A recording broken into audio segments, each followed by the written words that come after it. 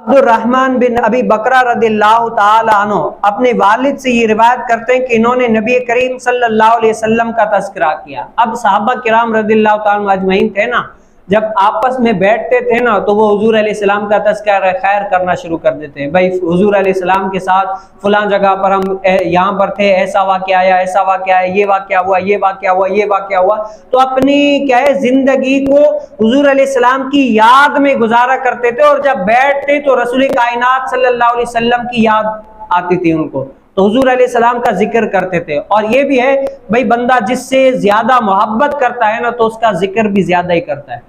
اب صحابہ کو حضور علیہ السلام سے محبت تھی، حضور علیہ السلام کا تذکرہ کرتے تھے۔ اب کیا ہے، عبد الرحمن بن ابی بکرہ رضی اللہ تعالیٰ عنہ اپنے والد سے یہ روایت کرتے ہیں کہ انہوں نے نبی کریم صلی اللہ علیہ وسلم کا ذکر کیا کہ حضور علیہ السلام حجت الوداع، کون سے مہینے؟ حجت الوداع میں اپنے اونٹ پر جلوہ فرماتے اور ایک صاحب اس اونٹ کی نکیل کو پکڑ کے چل رہا تھا۔ حضور علیہ السلام اونٹ پر ہے اور ایک صاحب اونٹ کی نکیل کو پکڑ کے آگے آگے چل رہے ہیں، تو حضور علیہ السلام نے فرمایا کہ بتاؤ یہ کون سا دن ہے؟ کیا ہے بتاؤ اے صحابیو، بتاؤ یہ کون سا دن ہے؟ اب صحابہ کیا ہے خاموش رہے، صحابہ کی ہمت ہی نہیں ہوئی بتائیں کہ بھائی یہ حجت الوداع کا مہینہ ہے، دن کون سا یہ وہ، صحابہ نے نہیں بتایا، خاموش رہے، بالکل چپ رہے۔ اب آگے چلتے چلتے حضور علیہ السلام نے پھر فرمایا کہ کیا یہ یوم النہار کا دن تو نہیں ہے؟ اب صحابہ نے عرض کی یا رسول اللہ جی ہاں یہ یوم النہار کا دن ہے۔ اب پھر آگے چلتے چلتے پھر حضور علیہ السلام نے سوال کیا بتاؤ یہ کون سا مہینہ ہے؟ اب صحابہ جو ہے نا پہلے میں بھی اور اس میں بھی خاموش رہے اور یہ خیال کرتے رہے کہیں حضور علیہ السلام مہینے کا یا دن کا نام نہ تبدیل فرما دیں۔ بھائی ان کو پتا تھا کہ یوم نہار ہے یا ان کو پتا تھا کہ حجت الوداع کا مہینہ ہے، لیکن صحابہ نے حضور علیہ السلام کو بتایا نہیں۔ کیوں؟ کیونکہ ہو سکتا ہے کہ حضور علیہ السلام دن کا نام بھی چینج کر دیں، مہینے کا نام بھی چینج کر سکتے ہیں، کیونکہ حضور علیہ السلام تو اللہ تعالی کی عطا سے جو چاہیں کر سکتے ہیں نا، اسی لیے نام نہیں لیا۔ کیا ہے؟ اسی لیے نام نہیں لیا۔ اب صحابہ کیا خاموش ہو گئے۔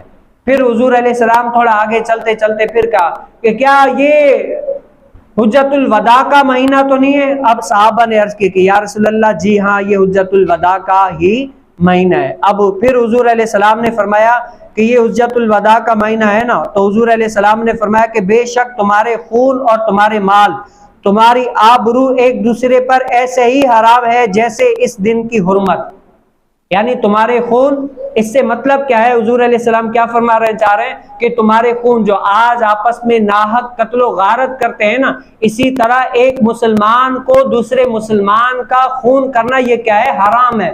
ناحق کسی شخص کو مار دینا رسول کائنات صلی اللہ علیہ وسلم نے فرمایا اسی طرح حرام ہے جس طرح یہ حرمت والا مہینہ، اور ایک دوسرے کی عزت کو پامال کرنا یہ بھی حرام ہے کہ جہاں پر بندے کی عزت ہے وہاں پر اس بندے کی تم عزت کو پامال کرو، خراب کرو، تو یہ بھی کیا ہے؟ حرام ہے۔ تم کیا کرو؟ اپنے بھائی کی عزت کو بڑھاؤ، یہ نہیں ہے جہاں پر عزت ہے تو اس کی کمی کرو۔ رسول کائنات صلی اللہ علیہ وسلم نے فرمایا کہ یہ تم لوگوں پر حرام ہے کہ ان کے مال، آبرو، عزت کیا ہے تم ان کی گھٹاؤ، یہ تم لوگوں پر کیا ہے؟ حرام ہے۔ اور رسول کائنات صلی اللہ علیہ وسلم نے نا یہ فرمانے کے بعد کیا ہی خوبصورت ارشاد فرمایا۔ حضور علیہ السلام نے فرمایا غائب پر لازم ہے، کیا ہے؟ حاضر پر، رسول کائنات صلی اللہ علیہ وسلم نے فرمایا حاضر پر یہ لازم ہے کہ میرے فرمان غائب تک پہنچائے۔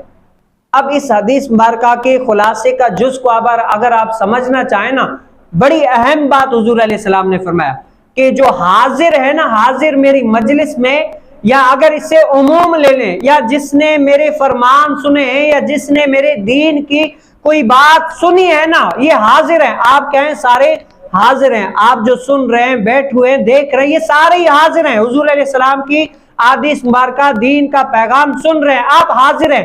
اب غائب کون ہے؟ جو لوگ یہاں پر نہیں آئے، جن کو دین کا پتہ نہیں ہے، جو یہ بات یہاں پر بیان ہو رہی ہے نا ابھی، وہ ان کو پتہ نہیں ہے۔ اب آپ حاضر ہیں، آپ کو پتہ ہے کہ کیا باتیں ہو رہی ہیں، اب آپ کہیں حاضر ہیں۔ حضور علیہ السلام نے فرمایا کہ حاضر پر لازم ہے کہ وہ میرے فرمان غائب تک پہنچائے۔ گویا کہ حضور علیہ السلام نے اس بندے کی یہ ڈیوٹی لگا دی کہ بندے کے پاس اگر دین اسلام کی کوئی بات آ گئی ہے، دین اسلام کی کوئی ایسی بات آئی ہے جس سے وہ فائدہ اٹھاتا ہے اور دوسرے کو بھی فائدہ دوسرا بھی اٹھا سکتا ہے، تو حاضر پر لازم ہے کہ یہ اپنے غائب کو بھی بتائے، اپنے بھائی کو بھی بتائے کہ یہ رسول کائنات صلی اللہ علیہ وسلم کی شریعت ہے، یہ خوبصورتی ہے، اگر تم عمل کرو گے تو دونوں جہاں میں کامیاب ہو جاؤ گے۔ کیا ہے؟ دونوں جہاں میں کامیاب ہو جاؤ گے۔ تو اللہ تعالی ہمیں کیا کرے؟ رسول کائنات صلی اللہ علیہ وسلم کی احادیث پر عمل کرنے کی توفیق نصیب فرمائے۔ اب یہ جو اونٹ کی نکیل پکڑ کے چل رہے تھے نا، اس میں محدثین کا 3 قول ہیں کہ 3 ہے۔ پہلا یہ کہ جو حضور علیہ السلام اونٹ پر بیٹھے تھے اور نکیل پکڑ کر چل رہے تھے نا، اب محدثین فرماتے ہیں کہ یہ حضرت سیدنا بلال رضی اللہ تعالیٰ عنہ۔ کیا ہے؟ حضرت سیدنا بلال رضی اللہ تعالیٰ عنہ۔ اور دوسرا کیا ہے؟ دوسرا کہتے ہیں کہ یہ حضرت سیدنا عمر بن خارجہ رضی اللہ تعالیٰ عنہ۔ اور تیسرا کیا ہے کہ حضرت سیدنا ابو بکر رضی اللہ تعالیٰ عنہ، یعنی ان تینوں میں سے کوئی ایک ہے ہی ہے۔ اب حضور علیہ السلام نے اس حدیث مبارکہ کا اگر آپ سمجھنا چاہیں، حضور علیہ السلام نے فرمایا نا کہ حاضر پر لازم ہے کہ وہ غائب کو علم دین بتائے، جو سنا ہے شریعت کی بات وہ ان تک پہنچائے۔ کیسے؟ کہ حضور علیہ السلام گویا کہ ہمیں سمجھانا یہ چاہ رہے ہیں کہ اگر بندہ اس چیز میں لگا رہے گا نا تو علم کی جستجو میں لگا رہے گا، اس کے اندر یہ تڑپ ہوگی۔ اور 2 چیزوں سے نا رسول کائنات صلی اللہ علیہ وسلم کی حدیث مبارکہ کا خلاصہ ہے کہ بندہ کبھی بھی سیر نہیں ہو سکتا۔ کیا ہے؟ 2 حریص شخص کبھی بھی سیر نہیں ہو سکتے۔ ایک مال کا حریص، اس کو جتنا بھی مال دو نا، جتنا بھی مال آئے، جتنا بھی مال آئے نا، وہ کبھی بھی سیر نہیں ہو سکتا، وہ کہے گا اور آئے اور آئے اور آئے۔ اور دوسرا کیا ہے؟ دوسرا علم کا حریص، جتنا علم آئے گا نا، بھلے کتنا ہی پڑھا لکھا ہو، کتنا ہی اس کو قرآن آتا ہو، کتنا ہی اس کو حدیث مبارکہ آتی ہو، لیکن پھر بھی اس کے اندر لالچ ہوگی کہ یار اور دین اسلام سیکھیں، اور قرآن سیکھیں، اور حدیث مبارکہ سیکھیں۔ تو پہلی جو حرص ہے نا مال والی، یہ بری ہے، اور جو دوسری علم والی ہے نا یہ اچھی ہے۔ اب گویا کہ حضور علیہ السلام ہمیں سمجھانا چاہ رہے ہیں کہ بندہ جب تک علم کی جستجو میں رہے گا نا تو بندہ کامیاب ہو جائے گا، کیونکہ علم کس کی وراثت ہے؟ علم انبیاء علیہ السلام کی وراثت ہے۔ اور جب تک بندہ علم کو حاصل کرتا رہے گا، علم کی جستجو میں رہے گا نا تو بندہ کامیاب ہے۔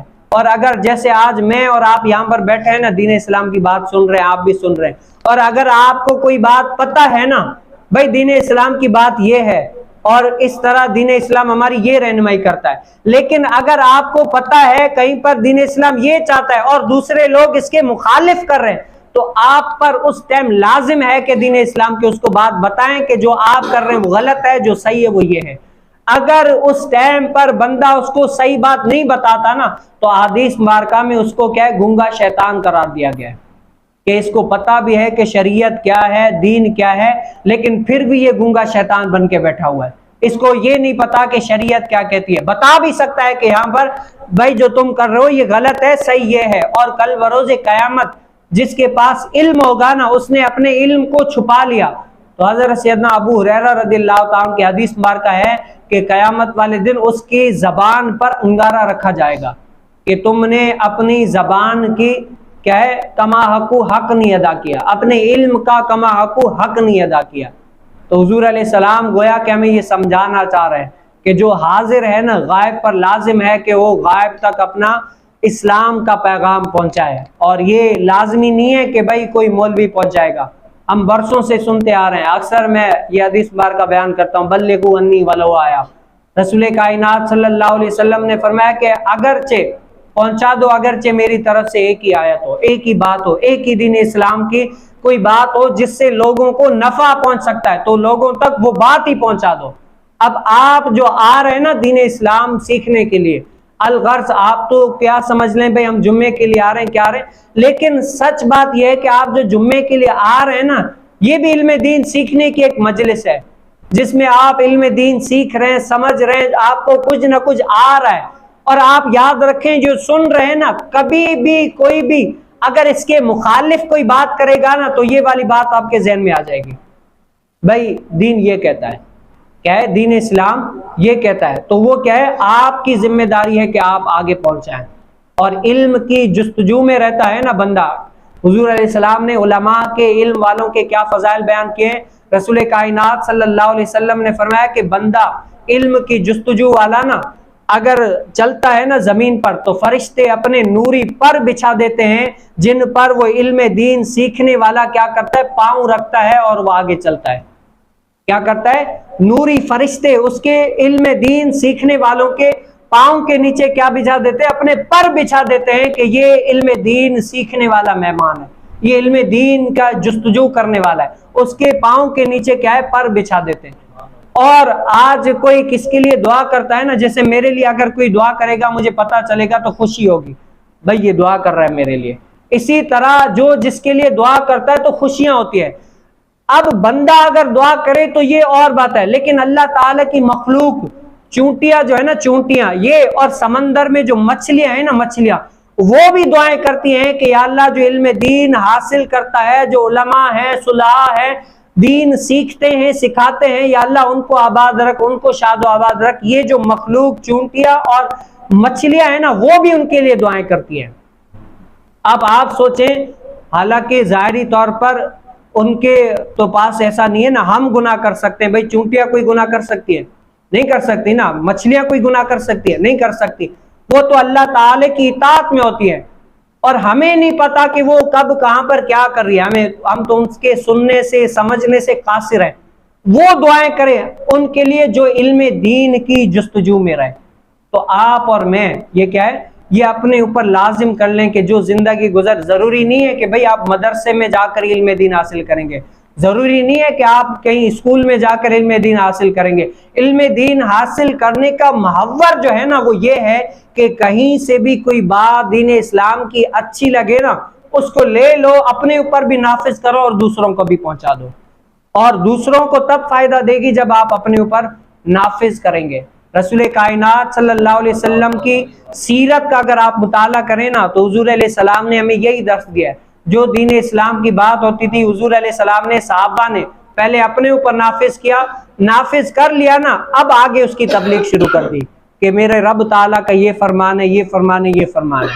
اب صحابہ حضور علیہ السلام بیٹھ کر اپنے اوپر نافذ کرتے، پھر آگے لوگوں تک پہنچاتے کہ بھئی یہ دین ہے، یہ اسلام ہے، یہ بہترین دین ہے، اس پر عمل کرو۔ آج میرے اور آپ کے لیے بھی یہی ہے کہ ہم اپنے اسلام کو اچھا کر لیں۔ ہم نے سنی ہے نا پچھلے جمعے میں کہ اپنے اسلام کو اچھا کریں۔ اسلام کو اچھا کرنا کیا ہے کہ جیسا رب تعالیٰ نے بندے کو فرمایا ہے نا اس بات پر عمل کرے، جس سے منع کیا ہے اس سے رک جائے۔ یہ کیا ہے؟ اپنے اسلام کو اچھا کرنا ہے۔